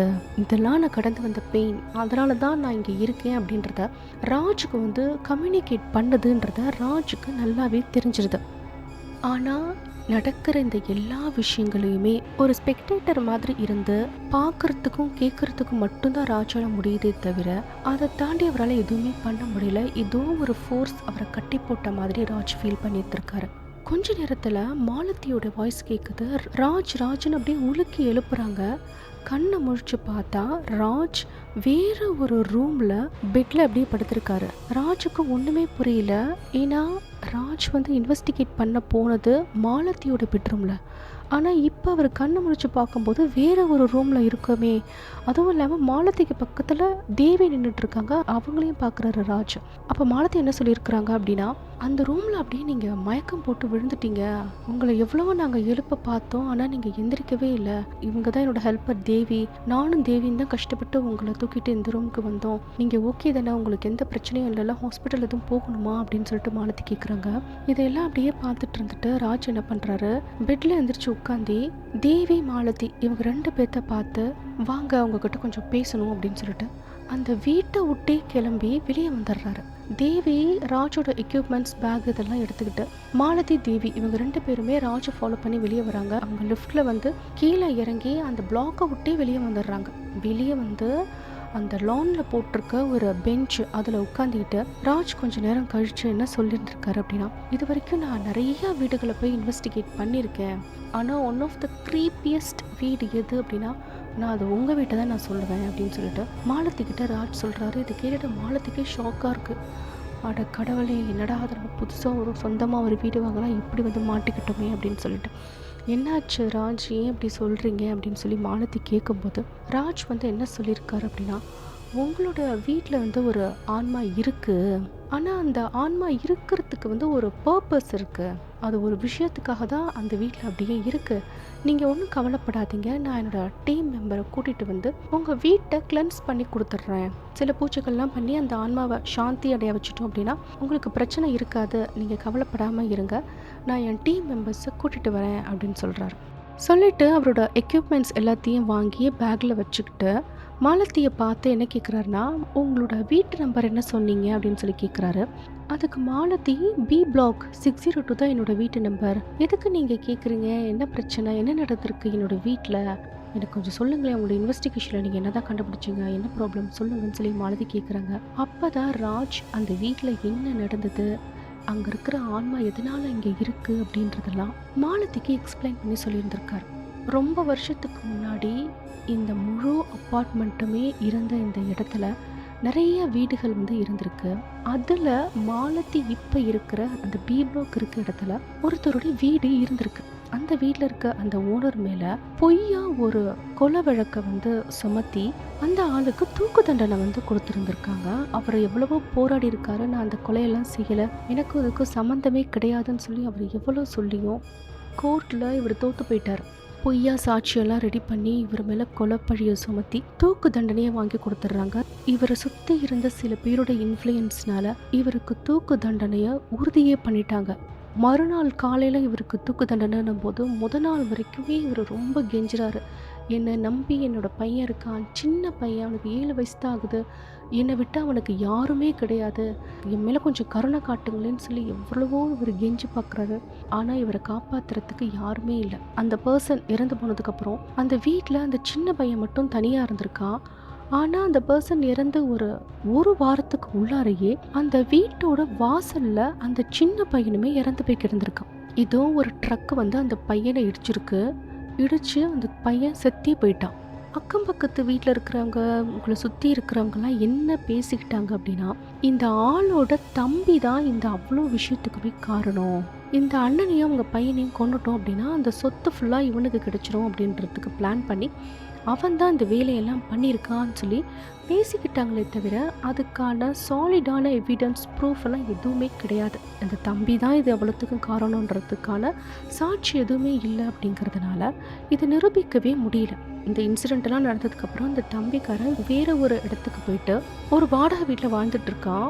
ஒரு பெரிய ரியல் எஸ்டேட் டெவலப்பர்ஸ் கிட்ட அண்ணனோட சொத்து தன்னோட சொத்துன்னு எல்லாத்தையுமே விற்றுட்டு ஒரு ஹியூஜ் அமௌண்ட்டோட தம்பியோட ஃபேமிலி வெளிநாட்டிலேயே போய் அவங்க செட்டில் ஆயிட்டாங்க. ஆனால் இந்த இடத்துல இறந்து போன அந்த ஆளோட ஆன்மாவும் அந்த ஆளோட பையனோட ஆன்மாவும் இதே இடத்துல தான் சுற்றிட்டு இருக்கு. அவங்களுடைய வீடு இருந்த இந்த பி பிளாக்ல தான். அதுவும் அந்த ஆளோட வீட்டு நம்பரும் B602 தான். அதனால தான் பி பிளாக்ல இருக்கிற உங்கள் வீட்டில் கரெக்டாக அந்த ஆளோடைய ஆன்மாவும் அவனோட பையனோட ஆன்மாவும் அப்படியே வந்து தங்கியிருக்காங்க. நீங்கள் எதுக்கும் கவலைப்படாதீங்க மாலதி. அவருக்கு ரொம்ப பெரிய ஒரு அநியாயம் தான் இழைக்கப்பட்டிருக்கு. அதனால தான் அவர் அப்படி சுற்றிட்டு இருக்காரு. அந்த ஆன்மாவை நம்ம சாந்திப்படுத்திடலாம். நான் என்னோட டீம் மெம்பர்ஸை இந்த வீக்கெண்ட் கூட்டிகிட்டு வந்து அதுக்கான ப்ராசஸை நான் பண்ணுறேன், நீங்கள் கவலைப்படாமல் இருங்க அப்படின்னு சொல்லிட்டு ராஜ் கிளம்பி அவரோட வீட்டுக்கு போயிடுறாரு. இது எல்லாத்தையுமே கேட்டுட்டு மாலதிக்கு தலையே சுற்றுற மாதிரி இருக்குது. புதுசாக ஒரு வீடு வாங்கி குழந்தைங்களோட நிம்மதியாக வந்திருக்கலான்னு பார்த்தா இவ்வளோ பெரிய பிரச்சனையான்னு சொல்லிட்டு அவங்க ரொம்பவே வருத்தப்படுறாங்க. அடுத்து வந்த ஒரு 2 நாள் அவங்க குழந்தைங்க தேவி யாருமே இந்த வீட்டில் இல்லை. அவங்க லீவ் போட்டுட்டு அவங்க ஒரு ஹோட்டலில் போய் தங்கியிருக்காங்க. அடுத்து 2-3 நாளுக்கு ராஜ் ப்ராமிஸ் பண்ண மாதிரியே கௌரவை காண்டாக்ட் பண்ணி நடந்த இவ்வளோ இன்சிடென்ட்டையுமே சொல்லி நீ அந்த வீட்டை கிளென்ஸ் பண்ணி கொடுக்கறதுக்கு வா, என் கூட வா அப்படின்னு சொல்லி கூப்பிட்றாரு. கௌரவமே ஒத்துக்கிட்டாரு. கௌரவம் ஒத்துக்கிட்டு தான் ஃப்ரெண்டுக்காக அந்த வீக்கெண்ட் மாலதியோட வீட்டுக்கு வந்து கௌரவ் ராஜ் இவங்க 2 பேருமே அந்த ஆன்மாவை சாந்தி அடைய வச்சு லிபரேட் பண்ணி விட்டுருக்காங்க. இந்த ப்ராசஸ்க்கு அப்புறம் மாலதி அவங்க குடும்பத்தோட அதே வீட்டில் தான் வாழ்ந்துட்டு இருக்காங்க. இப்போ மாலதிக்கு எந்த விதமான பிரச்சனையுமே இல்லை அந்த ஆன்மாவால. மாலதி தன்னோட டபுள் கேங்கரை பார்த்த மாதிரியே ரீஹன் அப்படிங்கிறவரும் தன்னோட க்ளோ இமேஜை பார்த்துருக்காரு. ரீஹனோட சொந்த ஊர் அசாமில் இருக்கிற ஒரு குட்டி வில்லேஜ் தான் ரீஹனோட சொந்த ஊர். அந்த வில்லேஜில் இருக்க மக்கள் எல்லாமே அமைதியான ஒரு வாழ்க்கையை தான் வாழ்ந்திருக்காங்க. அன்றாட வாழ்க்கைக்கு தேவையானதுக்கு சம்பாதிக்கிறது, அதை ஸ்பெண்ட் பண்ணுறது, இவ்வளோ தான் அவங்களோட லைஃப். பெரிய கனவுகளோ லட்சியமோ அதை நோக்கி பின்னாடியே ஓடணுன்றதெல்லாம் அவங்களுக்கு இல்லவே இல்லை. ஒரு ப்ரெஷரே இல்லாத அமைதியான ஒரு வாழ்க்கை தான் அந்த வில்லேஜில் இருக்க எல்லாமே வாழ்ந்திருக்காங்க. இந்த மாதிரியான ஒரு அமைதியான கிராமத்தில் தான் ரீஹன் வாழ்ந்திருக்காரு. ரீஹன் படித்து முடித்ததுக்கப்புறம் அவருக்கு மும்பையில் வேலை கிடைக்குது. மும்பை அந்தேரியில் இருக்கிற ஒரு ஆஃபீஸில் ரீஹனுக்கு வேலை கிடைக்குது. அவர் சந்தோஷமாக மும்பைக்கு வந்துடுறாரு. இவர் ஆஃபீஸில் ஜாயின் பண்ணதுக்கப்புறமா தங்கறதுக்கு வீடுன்னு சொல்லி தேடும்போது அந்தேரியில் ரொம்ப காஸ்ட்லியாக இருக்குது. இவரால் இமேஜின் கூட பண்ணி பார்க்க முடியாத அங்கே வாடகைக்கு வீட்டு. அதனால் இவர் என்ன பண்ணுறாரு, தஹிசார் அப்படின்ற ஒரு ஏரியாவில் தான் வீடு பார்க்குறாரு. அங்கே வீட்டு வாடகைலாம் ரொம்ப கம்மியாக இருந்திருக்கு. ஆஃபீஸை விட்டு ரொம்ப தூரம் அப்படின்னா கூட டெய்லியுமே ட்ரெயினில் அவர் போயிட்டு வந்துடுவாராம். வீட்டில் இருந்து அந்தேரியில் இருக்கிற அவரோட ஆஃபீஸ்க்கு டெய்லியுமே ட்ரெயினில் தான் போவார். அதுக்காக இவர் பாஸ் கூட வாங்கி வச்சிட்டார், ட்ரெயின் பாஸ். ஒரு நாள் சாயங்காலம் இவரோட ஆஃபீஸ்லேருந்து அந்தேரி ரயில்வே ஸ்டேஷனுக்கு இவர் வந்துட்டுருக்காரு. ஆஃபீஸ்க்கும் அந்தேரி ரயில்வே ஸ்டேஷனுக்கும் 4 கிலோமீட்டர் தான் தூரம். ஆனால் இந்த 4 கிலோமீட்டரை கடக்கிறதுக்குள்ளாரையும் போதும் ஆயிடுது. ஏன்னா அவ்வளோ டிராஃபிக், பயங்கரமான டிராஃபிக் ஜாம் ஆகுது. ரீஹனுக்கு நம்பிக்கையே இல்லை இன்றைக்கி ஈவினிங் அந்த ட்ரெயினை பிடிச்சி நம்ம வீட்டுக்கு போவோம் அப்படிங்கிறது. நம்ம அந்த ட்ரெயினை மிஸ் பண்ண தான் போகிறோம் அப்படின்னு சொல்லி இவர் நினச்சிக்கிறாரு. இவர் வீட்டுக்கு போக வேண்டிய அந்த டெய்லி ட்ரெயினை அந்தேரி ரயில்வே ஸ்டேஷன்லேருந்து தான் கிளம்புமா. ஸோ இவர் கொஞ்சம் சீக்கிரமாக ஸ்டேஷன் போயிட்டாரு அப்படின்னா உட்காந்து போகிற அளவுக்கு கூட சீட் கிடைக்கிறதுக்கு சான்ஸ் இருக்கும். ஆனால் இன்றைக்கி இவருக்கு ரொம்ப லேட் ஆகுதுன்றதுனால அவரால் ட்ரெயினை பிடிக்க முடியுமா, சீட் கிடைக்கிறதுலாம் ரெண்டாவது, என்னால் ட்ரெயினை பிடிக்க முடியுமான்னு கூட டவுட்டாக இருந்திருக்குது அப்படின்னு சொல்லிட்டு அவ்வளோ பரபரப்பாக அவசரமாக அவர் அந்த ஸ்டேஷனுக்கு போகிறாரு. ஆஃபீஸ்லேருந்து ஆட்டோ பிடிச்சி ரயில்வே ஸ்டேஷனுக்கு வந்து ஸ்டேஷனுக்கு உள்ளார அவர் வேகமாக ஓடி வராரு. அப்படியே அங்கே இருக்க படியெல்லாம் ஏறி இறங்கி இவருக்கான பிளாட்ஃபார்மை நோக்கி இவர் வரும்போது இவர் போக வேண்டிய அந்த ட்ரெயின் ஸ்டேஷனில் நின்றுட்டே தான் இருந்திருக்கு. ஆனால் அந்த ஸ்டேஷனில் வழக்கத்துக்கு மாறாக வித்தியாசமாக கும்பல் இருந்திருக்கு. இதை பார்க்கும்போதே ரீஹனுக்கு ஏதோ தப்பாக தோணி இருந்திருக்கு. ரயில்வே ஸ்டேஷன் கும்பலாக தான் இருக்கும், ஆனால் இன்றைக்கி இருக்கிற கும்பல் ஏதோ வித்தியாசமாக இருக்குது. ஒரு இடத்துல மட்டும் ரொம்ப கும்பல் அதிகமாக ஏதோ பேசிக்கிட்டே இருந்திருக்காங்க. ஸ்டேஷனில் ட்ரெயின் நின்றுட்டு இருக்கும்போது கூட அந்த ட்ரெயினுக்கு யாருமே இம்பார்ட்டன்ஸே கொடுக்கல. இந்த கும்பல் தான் ஏதோ பேசிகிட்டு இருக்கு அப்படின்னு சொல்லிட்டு அங்கே சுற்றி இருந்த மக்களை எல்லாம் அப்படியே விலக்கிட்டு இவர் கொஞ்சம் கொஞ்சமாக உள்ளே போய் பார்க்குறாரு. அங்கே போய் பார்த்தா தான் தெரியுது, அங்கே ஒரு ஆள் ட்ரெயின் முன்னாடி பாஞ்சு சூசைட் பண்ணிவிட்டு இறந்து போயிட்டார். முழு கும்பலுமே அதை பற்றி பேசிக்கிட்டு தான் அந்த டெட் பாடியை அப்படியே வேடிக்கை பார்த்துட்ருக்காங்க. ரீஹனும் போய் அதை பார்க்குறாரு. அதை சுற்றி இருக்கிறவங்களாம் என்ன பேசுகிறாங்க அப்படின்னா, பாவம் இவனுக்கு என்ன கஷ்டமோ குடும்ப கஷ்டமோ என்னவோ தெரியல, ட்ரெயின் முன்னாடி பாஞ்சு இப்படி சூசைட் பண்ணிட்டு செத்து போயிட்டானே பாவம் இருக்குமோ அப்படின்னு சில பேர் சொல்கிறாங்க.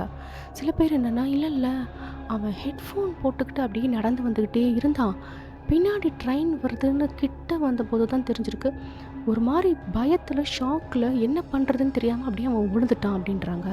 சில பேர் அவனுக்கு மயக்கம் வந்துருச்சு, ட்ரெயின் அப்படியே வந்துட்டு இருக்கும்போது அவன் பக்கத்துலேயே நடந்து வந்திருக்கான், ட்ரெயினு கிட்ட பார்க்கும்போது அவனுக்கு மயக்கம் போட்டு அப்படியே அந்த ட்ராக்கில் விழுந்து அவன் செத்து போயிட்டான் அப்படின்றாங்க. சில பேர் அவனோட குடும்ப கஷ்டம் அதனால தான் அவன் செத்து போயிட்டான், சூசைட் மட்டும் தான் செத்தான், நாங்கள் தான் பார்த்தோமே, அவன் வேணும்னு தான் அந்த ட்ரெயின் முன்னாடி பாஞ்சான் அப்படின்னு சில பேர் சொல்கிறாங்க. சில பேர் மனசாட்சியும் இல்லாமல் என்ன சொல்லியிருந்திருக்காங்க அப்படின்னா, இவன் சாகணும்னு முடிவு பண்ணிட்டா வீட்லேயே செத்துருக்க வேண்டியதானே, இங்கே எதுக்கு ட்ரெயின் முன்னாடி வந்து பாஞ்சான், இவனால் இப்போ நமக்குமே லேட் ஆகுது, நமக்கெல்லாம் மற்றவங்களுக்கெல்லாம் வேறு வேலை இல்லையா, இப்படியா சாவானுங்க அப்படின்னு சொல்லி மனசாட்சியே இல்லாமல் பேசினவங்களும் அங்கே இருந்திருக்காங்க. அத்தனை பேர் அவ்வளோ கமெண்ட் சொல்லிகிட்டு இருக்கும்போது ரீகனுக்கு இது எல்லாமே காதில் விழுது. ஆனால் ரீகனோட பார்வை மட்டும் அந்த இறந்து போன டெட் பாடி மேலேயே தான் இருந்திருக்கு. கும்பல் எல்லாம் கொஞ்சம் கொஞ்சமாக கலைஞ்சு பிரிஞ்சு போயிடுறாங்க. ரீகன் மட்டும் தன்னந்தனியாக அப்படியே அந்த பிளாட்ஃபார்மில் நின்றுக்கிட்டு இறந்து போன அந்த டெட் பாடியை பார்த்துட்டே இருக்காரு. சூசைட் பண்ணி இறந்து போன அந்த நபருக்கு பாடி, அந்த இறந்து போன நபரோட பாடி வந்து 2 துண்டாயிடுச்சு.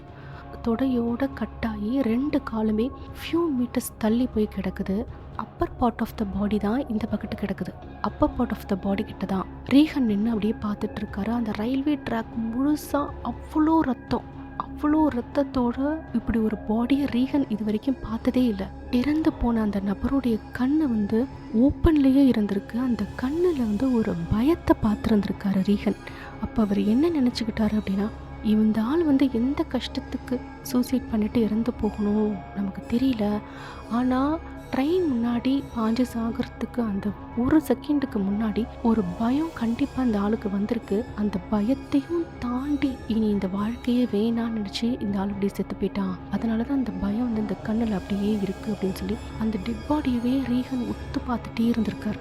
அந்த ஆக்சிடெண்ட் வந்து கொஞ்ச நேரத்துக்கு முன்னாடி தான் நடந்திருக்கணும் போல இருக்குது. ஏன்னா அந்த பாடியை வந்து எந்த ஒரு துணி போட்டு கவர் பண்ணவே இல்லை.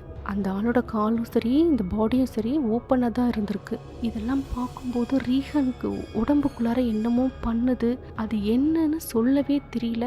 ஒரு கொஞ்ச நேரத்துக்கு அந்த டெட் பாடியை உத்து பார்த்துட்டே இருந்திருக்காரு ரீகன். அன்னைக்கு நைட்டு அவர் எப்படியோ ரூமுக்கு வந்து சேர்ந்துடுறாரு. ரூமுக்கு வந்ததுக்கு அப்புறமும் கூட ரீகனோட மனசு அப்படியே ரொம்ப பாரமாக அழுத்தமாக இருந்திருக்கு. அவரால் எதுவுமே பண்ண முடியல. ரீகன் ஒரு அப்பார்ட்மெண்ட்டில் தான் தங்கியிருக்காரு. அவரோட வீடு வந்து ஒரு சிங்கிள் ரூம் தான், ஒரு பெரிய ஹாலு. அந்த ஹாலோட ஓரத்தில் கிச்சன் இருக்கும், டாய்லெட் பாத்ரூம் இருக்குது, அவ்வளோதான். பெட்ரூம், ஹாலு, கிச்சன் எல்லாமே அந்த ஒரே ஒரு ரூம் மட்டும்தான். ரீகன் அந்த ரூமில் தனியாக தான் தங்கியிருக்காரு. அன்னைக்கு ராத்திரி வீட்டுக்கு வந்ததுலேருந்து ரீகனுக்கு மனசே சரியில்லை, ஒரு மாதிரி அழுத்தமாக ஃபீல் பண்ணுறாரு. ஒன்றுமே பண்ணவே பிடிக்கல ரீகனுக்கு. யூஸ்வலாக ரீகன் ஆஃபீஸ் முடிஞ்சு வீட்டுக்கு வராரு அப்படின்னா அவரே குக் பண்ணி சாப்பிடுவார், இல்லாட்டி வெளியில் ஹோட்டல்லேருந்து ஆர்டர் பண்ணியும் இல்லை ஹோட்டலுக்கு போயும் சாப்பிடுவார். ஆனால் அன்னைக்கு ராத்திரி ரீகனுக்கு சாப்பிட கூட பிடிக்கல. அவர் போய் குளிக்கிறாரு, குளிச்சுட்டு வந்து சோஃபாவில் உட்கார்றாரு. அந்த சோஃபா வந்து சோஃபா கம் பெட், உட்காரும்போது சோஃபாவாக வச்சுக்குவார், அதையே வந்து பெட்டாக மாற்றி படுத்து தூங்கிடுவார். அந்த மாதிரியே அந்த சோஃபா பெட்டாக மாற்றி படுத்து அவர் தூங்க ஆரம்பிச்சிடுறாரு. சாப்பிடவே இல்லை, தண்ணியை மட்டும் குடிச்சிட்டு அவர் தூங்க ஆரம்பிச்சிடுறாரு. ராத்திரி ஒரு 2 மணி போல் டக்குன்னு திடீர்னு ரீகனுக்கு தூக்கத்துலேருந்து முழிப்பு வருது. முழிச்சு பார்த்தா அவருக்கு ஹார்ட் பீட் பயங்கரமாக இருக்குது, நெஞ்செல்லாம் அப்படியே படபடப்பாக அடிச்சுக்குது, வேர்த்து அப்படியே கொட்டுது. அவருக்கு ஒன்றுமே புரியல, நம்ம ஏன் முழிச்சோம், நமக்கு ஏன் இப்படி ஆகுது, இது எதுவுமே ரீகனுக்கு புரியல. அப்போ அவர் என்ன நினச்சிக்கிறாரு அப்படின்னா, ஏதாவது கெட்ட கனவு கண்டிருப்போம் போல இருக்குது, அதனால தான் இப்படியெல்லாம் இருக்குது, நம்ம கொஞ்சம் தண்ணி குடித்தா சரியாக போயிடும் அப்படின்னு சொல்லிட்டு பெட்டில் இருந்து எழுந்திரிச்சு ஃப்ரிட்ஜை நோக்கி நடந்து போகிறாரு. அந்த ரூமோட லைட்டை ஆன் பண்ணிவிட்டு ஃப்ரிட்ஜை நோக்கி நடந்து போய் தண்ணி குடிக்கலான்னு பார்க்கும்போது இவரால் நடக்கவே முடியல. ரொம்ப ஒரு மாதிரி போதையாக இருக்குது. ஏதோ ஸ்லீப்பிங் பில் போட்டால் எப்படி இருக்குமோ அந்த மாதிரி மயக்கமாக தூக்கமான எதுவுமே சொல்ல தெரியல, போதையில் தள்ளாடிக்கிட்டே அப்படியே அந்த ஃப்ரிட்ஜை நோக்கி நடந்து போய் கஷ்டப்பட்டு போட்டலை ஓப்பன் பண்ணி தண்ணி குடிச்சிட்டு திருப்பி வந்து படுக்கலாம்னு சொல்லிட்டு அந்த பெட்டை நோக்கி அப்படியே நடந்து வரும்போது அந்த பெட்டில் யாரோ படுத்துட்டு இருக்கிறத ரீகன் பார்க்குறாரு. எப்பட்றா யார் நம்ம ரூம்குள்ளே வந்து யார் படுக்கிறதுன்னு சொல்லி கிட்ட போய் குனிஞ்சு அந்த உருவத்தை பார்க்குறாரு. பெட்டில் படுத்துட்டு இருக்கிறதும் ரீஹன் தான். ரீஹனுக்கு ஒன்றுமே புரியல. நம்ம இங்கே நின்றுட்டு இருக்கோம், ஆனால் நம்மள மாதிரி யார் இந்த பெட்டில் படுத்துட்ருக்குன்னு சொல்லிட்டு அந்த உருவத்தை பிடிச்சி உழுக்க பார்க்குறாரு. எந்திரி எந்திரி, நீ யார், நீ எப்படி என் ரூம்குள்ளே வந்த அப்படின்ற மாதிரி உழுக்க பார்க்குறாரு. ஆனால் இப்படி அவர் உழுக்கிட்டு இருக்கும்போதே படுத்துக்கிட்டு இருக்க ரீஹனுக்கு என்ன தோணுதுன்னா, நாமளே நம்மளை வந்து எந்திரின்னு சொல்லி எழுப்புறோம், நம்மளை நம்மளே நின்றுக்கிட்டு வாட்ச் பண்ணுறோன்னு சொல்லிட்டு படுத்துக்கிட்டு இருக்க ரீஹனுக்கு தோணுது. அந்த நேரத்தில் மொபைல் ரிங் ஆகிற சத்தம் கேட்குது. ரீஹனோட பாடியில் ஒரு ஜர்க்கு ஃபீல் பண்ணுறாரு, ஒரு ஜோல்ட்டை. டக்குன்னு அவர் கண்ணை முழிச்சு பார்க்குறாரு. இது எல்லாமே கனவு. ஃபோன் அடிக்கிற சத்தத்தை கேட்டு அவர் காதில் வச்சு பேசுகிறது யாருன்னு பார்த்தா ரீஹனோட கேர்ள் ஃப்ரெண்ட் ஆயிஷா. ஆயிஷா ஏன் இந்த அர்த்தராத்திரியில் ஃபோன் பண்ணியிருந்திருக்காங்க அப்படின்னா, ஆயிஷா ஒரு பிபிஓவில் தான் ஒர்க் பண்ணிகிட்ருக்காங்க, நைட் ஷிஃப்டில். யூஸ்வலாகவே அவங்க நைட் ஷிஃப்ட் தான் ஒர்க் பண்ணுவாங்களாம். அதனால் ரீஹன் கூட பேசுகிறதுக்கு டைமே கிடைக்கிறது கிடையாது. ரீஹன் வந்து மார்னிங் ஃபுல்லாக ஒர்க் பண்ணிவிட்டு நைட்டு தான் வீட்டுக்கு வராரு. ஆனால் நைட் ஷிஃப்ட் ஆயிஷாவுக்கு இருக்கிறதுனால இவங்க 2 பேரால் ஃபோனில் கூட அந்த அளவுக்கு பேசிக்கவே முடியறதில்ல. ஸோ யூஸ்வலாக ரீஹன் நைட்டு வீட்டுக்கு வந்ததுக்கப்புறம் ஆயிஷா, அவரோட கேர்ள் ஃப்ரெண்ட் ஆயிஷாவுக்கு ஃபோன் பண்ணி பேசுவாராம். அது கூடவே மிட் நைட்டு ஒரு 12 மணி 1 மணி அந்த டைமுக்கும் ஒரு கால் பண்ணி அவர் பேசுகிறது வழக்கமாக வச்சுருந்துருக்காரு. ஆனால் பர்டிகுலராக இன்ன நாள் ராத்திரி ரீஹன் ஆயிஷாவுக்கு ஃபோன் பண்ணி பேசவே இல்லை. இவங்க எவ்வளவோ மெசேஜஸ்லாம் சென்ட் பண்ணி பார்த்துருக்காங்க, ஆனால் அந்த பக்கத்துலேருந்து எந்த ஒரு ரிப்ளையுமே வரலை. அப்படின்றதுனால ரீஹனுக்கு என்ன ஆச்சு அப்படின்னு சொல்லிட்டு தான் ஆயிஷா 2 மணிக்கு ஃபோன் பண்ணியிருந்திருக்காங்க. இந்த காலை தான் ரீஹன் வந்து அட்டன் பண்ணி பேசுகிறாரு. அவர் அட்டன் பண்ணி ஹலோன்னு சொல்லும் போதே ஆயிஷா வந்து கண்டுபிடிச்சிடுறாங்க. என்ன உன்னோட வாய்ஸ் வந்து வித்தியாசமாக இருக்குது, உடம்பு எதுவும் சரியில்லையா, என்னாச்சு உனக்கு, நீ எனக்கு மெசேஜும் பண்ணலை காலும் பண்ணலை, இப்போ பேசுனா நீ ரொம்ப டயர்டாக பேசுகிறியே, உடம்பு எதுவும் சரியில்லையா அப்படின்னு சொல்லி கேட்குறாங்க. அப்போ ரீஹன் வந்து சொல்கிறாரு, அப்படியா என் வாய்ஸ் அப்படியே தோணுது அப்படின்னு சொல்லிட்டு, இன்றைக்கி சாயங்காலம் என்ன நடந்துச்சு தெரியுமா ரயில்வே ஸ்டேஷனில் அப்படின்னு சொல்லி அவர் ஓன்னு அழுக ஆரம்பிச்சிடுறாரு. ஆயிஷா எவ்வளவோ கன்சோல் பண்ண ட்ரை பண்ணுறாங்க, ஆனால் அவங்களால ஒன்றுமே முடியல. ரீஹனை கன்சோல் பண்ணவே முடியல. அடுத்த செகண்ட் ரீஹன் தன்னோட டாபிள் கேங்கரை வந்து பார்க்குறாரு. பெட்டில் படுத்துக்கிட்டு இருக்கிற ரீஹனோட உருவம் நின்றுட்டுருக்கிற ரீஹனை அப்படியே உத்து முறைச்சி பார்த்துக்கிட்டே இருக்குது. ரீஹனுக்கு பயமாகுது, ஒன்றுமே புரியல. திருப்பியுமே ரீஹனோட பாடியில் ஒரு ஜர்க்கு. கண்ணை முழிச்சு பார்த்தா அகைன் இது எல்லாமே கனவு. நமக்கு ஏன் இப்படி கன்ஃபியூஸ்டாக கனவு வருது, ஒன்றுமே புரியலையே அப்படின்னு சொல்லி அவர் பெட்டில் எந்திரிச்சு உட்காந்து பார்க்குறாரு. அந்த ரூமோட லைட்டு ஆன்லேயே இருக்குது, அந்த ஃப்ரிட்ஜு ஓப்பன்லேயே இருக்குது. ரீஹனுக்கு ஒன்றுமே புரியல. நம்ம லைட்டை அணைச்சிட்டு தூங்கணும், அப்புறம் போய் தண்ணி குடித்த மாதிரி இருக்குது, அது கனவா இல்லை இது கனவா, ரூம் லைட்டை யார் திருப்பி போட்டா அப்படின்னு சொல்லிட்டு ஒரு திருப்பியுமே ஃப்ரிட்ஜு பக்கத்தில் எப்படி நடந்து போகிறாரு. நடந்து போய் பார்த்தா ஃப்ரிட்ஜுக்கு மேலே தண்ணி பாட்டில் ஓப்பனில் இருக்குது. நமக்கு தண்ணி குடித்த மாதிரியும் இருக்குது, ஆனால் தண்ணி பாட்டில் இப்போ ஓப்பனில் இருக்குது. ஆனால் இப்போ நம்ம தூங்கி எழுந்திரிச்சிருக்கோம், எது கனவு எது உண்மைன்னு ஒன்றுமே தெரியலையே அப்படின்னு சொல்லிட்டு அவர் திருப்பியுமே தண்ணி குடிச்சிட்டு இந்த முறை பாட்டிலை க்ளோஸ் பண்ணி ஃப்ரிட்ஜுக்குள்ளே வச்சு ஃப்ரிட்ஜ் டோரையும் நம்ம க்ளோஸ் பண்ணுறோம், இதை நம்ம ஞாபகத்தில் வச்சுக்கணும் அப்படின்னு சொல்லிட்டு க்ளோஸ் பண்ணிவிட்டு பாத்ரூம் போகலாம் அப்படின்னு சொல்லிட்டு பாத்ரூமுக்கு போயிருந்திருக்காரு. அப்போது பாத்ரூம் கதவை ஓப்பன் பண்ணால் அங்கேயும் ரீஹன் நின்றுட்டு இருந்திருக்காரு. திருப்பியுமே ரீஹன் தன்னோட க்ளோன் ஃபிகரை பார்க்குறாரு, டாபிள் கேங்கரை பார்க்குறாரு. ஆனால் பாத்ரூம்க்கு உள்ளார நின்றுட்டு இருந்த ரீஹனோட அந்த ஃபிகர் வெளியில், பாத்ரூம்க்கு வெளியில் இருந்த ரீஹனை பார்க்கல, நோட்டீஸ் பண்ணவே இல்லை. ரீஹனுக்கு ஒன்றுமே புரியல, எது உண்மை எது பொய், நம்ம கனவு கண்டுட்டு இருக்கோமா இல்லை உண்மையிலேயே இதெல்லாம் நடக்குதா, இந்த உருவம் யார், நம்மளை மாதிரியே இருக்கிற இந்த உருவம் யார் அப்படின்னு சொல்லிட்டு தைரியத்தை வர வச்சுக்கிட்டு பாத்ரூம்க்கு உள்ளார போயிட்டு அந்த உருவத்தோட தோலை வந்து ஷோல்டரை டச் பண்ணலான்னு சொல்லி ட்ரை பண்ணுறாரு. ஆனால் இவரால் டச் பண்ணவே முடியல. அந்த உருவம் அப்படியே புகை மாதிரி கரைஞ்சி அப்படியே காணா போயிடுது. இந்த மாதிரியும் ரீஹனோட பாடியில் ஒரு ஷேக்கு, ஒரு ஜால்ட்டை அப்படியே அதிர்ந்து முழிச்சு பார்க்குறாரு. இது எல்லாமே கனவு. ரீஹன் பெட்டில் படுத்துக்கிட்டே தான் இருந்திருக்காரு. இப்போ கண்ணை முழிச்சு பார்க்கும்போது ஃப்ரிட்ஜ் வந்து க்ளோஸ் ஆகிருந்திருக்கு, லைட் மட்டும் எரிஞ்சிட்டே இருந்திருக்கு. மணியை பார்த்தா மணி 4:25. இதெல்லாம் ஒரு கனவு தான் அப்படின்னு சொல்லி ரீஹனால் ஒதுக்கவே முடியல. எல்லாமே ரியலிஸ்டிக்காக இருக்க, எது உண்மை எது கனவு அப்படின்னு ரீஹனால் டிஃப்ரென்ஷியேட் பண்ண முடியல. ஏன்னா ஒரு சமயத்தில் ஃப்ரிட்ஜ் ஓப்பனாக இருக்குது, ஆஃப் பண்ணி வச்சுருந்த ரூமோட லைட்டு திருப்பியுமே ஆன் ஆகிருக்கு. இதெல்லாம் வந்து ரீஹனுக்கு ஒரு கன்ஃப்யூஷனை தான் கொடுக்குது. ரீஹனுக்கு ஒன்றுமே புரியல. அவர் அப்படி கதறி அழுகிறாரு. அவருக்கு இப்போ ஆயிஷாவோட ஞாபகம் வருது. ஆயிஷாவுக்கு வந்து அவர் ஃபோன் பண்ணுறாரு. ஃபோன் பண்ணி ஆயிஷா கிட்டேயாச்சும் நம்ம பேசலான்னு சொல்லி ஃபோன் பண்ணும்போது அந்த பக்கம் ஃபோன் எடுத்த ஆயிஷா வந்து என்ன சொல்லியிருக்காங்க அப்படின்னா, இப்போ நீ வந்து எப்படி இருக்க, பெட்டராக ஃபீல் பண்ணுறியா? போன தடவை நான் கால் பண்ணும்போது நீ அழுதுட்டு இருந்தியா, இப்போ நீ பெட்டராக இருக்கிறியா அப்படின்னும் போது ரீஹனுக்கு ஒன்றுமே புரியல. ஃபோன் பண்ணியா, நீயா, எப்போ ஃபோன் பண்ண, நம்ம தான் பேசவே இல்லையே, நைட்டு நான் ரூமுக்கு வந்து படுத்து தூங்கிட்டேன், எனக்கு ரொம்ப மனசே சரியில்லை, இப்போ தான் நான் உனக்கு ஃபோன் பண்ணுறேன் அப்படின்ன போது ஆயிஷா என்ன சொல்லியிருக்காங்கன்னா, இல்லை நாம் ஒரு 2 மணி போல் நான் ஃபோன் பண்ணேன் உனக்கு, நீ கூட ஃபோன் எடுத்து பேசுனியே, நீ உன்னோட கால் லாகை செக் பண்ணி பாரு, நான் உனக்கு ஃபோன் பண்ணேன் அப்படின்றாங்க. கால் லாகை செக் பண்ணி பார்க்கும்போது தான் தெரியுது ஆயிஷா ரீஹனுக்கு 2:16க்கு ஃபோன் பண்ணியிருந்திருக்காங்க. ஆனால் இது எதுவுமே ரீஹனுக்கு ஞாபகத்திலே இல்லை. எதையுமே ரீஹனால் ரீகால் பண்ணி பார்க்கவே முடியல. எது உண்மை எது கனவுன்னு சொல்லி எந்த விஷயங்களையுமே டிஃப்ரென்ஷியேட் பண்ணவும் முடியல. இப்போ ரீஹன் வந்து பயங்கரமாக அழுக ஆரம்பிக்கிறாரு. ரீஹன் அழுகிறத வந்து தாங்க முடியாமல் ஆயிஷா என்ன சொல்கிறாங்கன்னா, சரி நீ ரூம்லேயே வெயிட் பண்ணு, இன்னும் கொஞ்சம் நேரத்தில் வந்து நான் உன் ரூமுக்கு வரேன் அப்படின்னு சொல்லிட்டு அவங்க ஆஃபீஸ் முடிஞ்சு டைரெக்டாக ரீஹனோட ரூமுக்கு வந்துடுறாங்க. ரீஹன் ரூமுக்கு வந்த உடனே ரீஹன் அவர் எக்ஸ்பீரியன்ஸ் பண்ண எல்லா விஷயங்களையுமே ஆயிஷா கிட்ட ஷேர் பண்ணுறாரு. இதையெல்லாம் கேட்டுட்டு ஆயிஷா என்ன பண்ணியிருந்திருக்காங்கன்னா, நீ கவலைப்படாத, என்னுடைய ஃப்ரெண்டுக்கு வந்து தெரிஞ்ச ஒரு பேரானாமல் இன்வெஸ்டிகேட்டர் இருக்கார், நம்ம அவரை வந்து காண்டாக்ட் பண்ணி ஹெல்ப் கேட்போம், நீ கவலைப்படாமல் இரு அப்படின்னு சொல்லிட்டு தான் ஃப்ரெண்டுக்கு ஃபோன் பண்ணி பேசுகிறாங்க. அந்த ஃப்ரெண்டு தான் பேரானாமல் இன்வெஸ்டிகேட்டரான சித்தார்த்தோட நம்பரை ஆயிஷாவுக்கு கொடுத்து, நீ சித்தார்த்தை வந்து காண்டாக்ட் பண்ணி பேசு, உனக்கு ஹெல்ப் பண்ணுவார் அப்படின்னு சொல்லிடுறாங்க. ஆயிஷாவும் சித்தார்த்துக்கு ஃபோன் பண்ணி ரீஹனுக்கு நடந்ததை வந்து ப்ரீஃபாக சொல்லி எங்கள் வீட்டுக்கு வாங்க அப்படின்னு சொல்லி இன்வைட் பண்ணுறாங்க. சித்தார்த்தும் ஓகேன்னு சொல்லிட்டு வந்துடுறாரு. மறுநாள் காலையில் சித்தார்த்தா ரீஹனோட வீட்டுக்கு வராரு. அப்போ வீட்டில் ஆயிஷாவும் இருக்கிறாங்க. சித்தார்த் வந்து ரீஹன் கிட்ட பேசுகிறாரு. உங்களுக்கு நடந்த எக்ஸ்பீரியன்ஸை பற்றி ஆயிஷா வந்து சொன்னாங்க.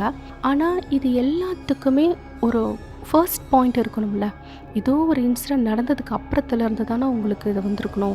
அதனால் அன்னைய நாளில் உங்களுக்கு என்னென்னலாம் நடந்துச்சுன்னு சொல்லி நீங்கள் சொல்லுங்கன்னு சொல்லும்போது தான் ரீஹன் அவர் ஆஃபீஸ் முடிஞ்சு ஈவினிங் வரும்போது நடந்த அந்த ஆக்சிடெண்ட்டையும் அந்த டெட் பாடியை பார்த்ததையும் சித்தார்த் கிட்ட சொல்கிறாரு. இது எல்லாத்தையுமே கேட்ட சித்தார்த் வந்து என்ன சொல்லியிருந்திருக்காரு அப்படின்னா, ரீஹன் உங்களுக்கு நடக்கிறது வந்து எந்த ஒரு ஆன்மாவோட தொந்தரவோ அமானுஷமே கிடையாது, நீங்கள் வந்து ஆஸ்ட்ரல் ட்ராவல் பண்ணியிருக்கிறீங்க, ஒரு இறப்பை வந்து ரொம்ப க்ளோஸாக பார்த்து அந்த இறந்து போன பர்சனுக்காக நீங்கள் ரொம்ப டீப்பாக கவலைப்பட்டு உங்களையுமே அறியாமல் ஒரு க்ரீஃப்குள்ளே நீங்கள் போகும்போது இந்த மாதிரியான ஆஸ்ட்ரல் ட்ராவல் வந்து காமனான விஷயமா மாறுது. உங்களை சுற்றி எந்த ஒரு ஆன்மாவுமே இல்லை, நீங்கள் விரும்பினா உங்களோட வீட்டை வந்து நான் கிளென்ஸ் பண்ணி கொடுக்குறேன், மற்றபடி உங்களை சுற்றி ஆன்மாக்கள் எல்லாம் இல்லவே இல்லை, இது எல்லாமே உங்களோட ஆஸ்ட்ரல் ட்ராவல் தான், நீங்களே தான் ஆஸ்ட்ரல் ட்ராவல் பண்ணி உங்களோட பாடியை பார்த்துருக்கீங்களே தவிர இதில் டாப்பிள் கேங்கர்லாம் கிடையாது, பேட் வுமனும் கிடையாது, நீங்கள் கவலைப்படாமல் இருங்க அப்படின்னு சொல்லிட்டு சித்தார்த் ரீஹன் கிட்ட சொல்லியிருந்திருக்காரு. இதெல்லாம் கேட்டுட்டு ரீஹனால் நம்பவும் முடியல, நம்பாமல் இருக்கவும் முடியல. அவர் சித்தார்த் கிட்ட கேட்டிருந்திருக்காரு, ஒரு சாதாரண டிப்ரெஷனோ இல்லை ட்ராமாவோ இவ்வளோ பெரிய இம்பேக்டை வந்து உண்டு பண்ண முடியுமா அப்படின்னும் போது சித்தார்த் என்ன சொல்லியிருந்திருக்காரு அப்படின்னா, டிப்ரெஷன் ட்ராமா மட்டும் கிடையாது, ஃபிசிக்கலாக வர சில நோய்கள் கூட, வலிப்பு மாதிரி இல்லை பிரைன் டியூமர் அந்த மாதிரி வர நோய்களால் கூட சில பேர் வந்து ஸ்கிசோஃப்ரெனிக்காக மாறிடுவாங்க, அவங்க கூட ஹலுசினேட் பண்ணுறதுக்கான சான்சஸ் வந்து நிறைய அதிகம். அந்த மாதிரி இருக்கிறவங்க கூட தன்னோட உருவத்தை தானே பார்த்ததா நிறைய பேர் கிளைம் பண்ணியிருக்காங்க. ஆனால் உன்னோட கேஸில் வந்து இந்த ட்ராமா தான் காரணம், அந்த இன்சிடெண்ட்டுக்கு அப்புறம்தான் நீ உன்னோட உருவத்தை நீயே பார்த்துருக்க, இதுக்கும் ஆன்மாக்களுக்கும் கொஞ்சம் கூட சம்மந்தம் கிடையாது, நீ தைரியமாக இரு, பயப்படாமல் இரு, உன்னோட வீட்லேயோ உன்னை சுற்றியோ நிச்சயமாக எந்த ஒரு ஆன்மாவுமே கிடையாது, இறந்து போன நபர் வந்து உன்னை ஃபாலோ பண்ணிட்டு வந்துட்டாரு, அதுதான் உன்னை பயமுறுத்துதுன்னா நீ நம்பவே நம்பாத, உனக்கு இதுக்கு மேலேயும் ஏதாவது பயமாக இருக்குது அப்படின்னா சொல்லு, உன்னோட வீட்டை வந்து நாங்கள் கிளென்ஸ் பண்ணி கொடுக்குறோம், ஆனால் உண்மையை சொல்லப்போனால் அதுக்கான தேவையே கிடையாது, உன்னோட திருப்திக்காக உன் வீட்டை வந்து நாங்கள் கிளென்ஸ் பண்ணி கொடுக்குறோம், நீ தைரியமாக இரு அப்படின்னு சொல்லிட்டு சித்தார்த் இந்த கேஸை கூலாக ஹேண்டில் பண்ணியிருக்காரு.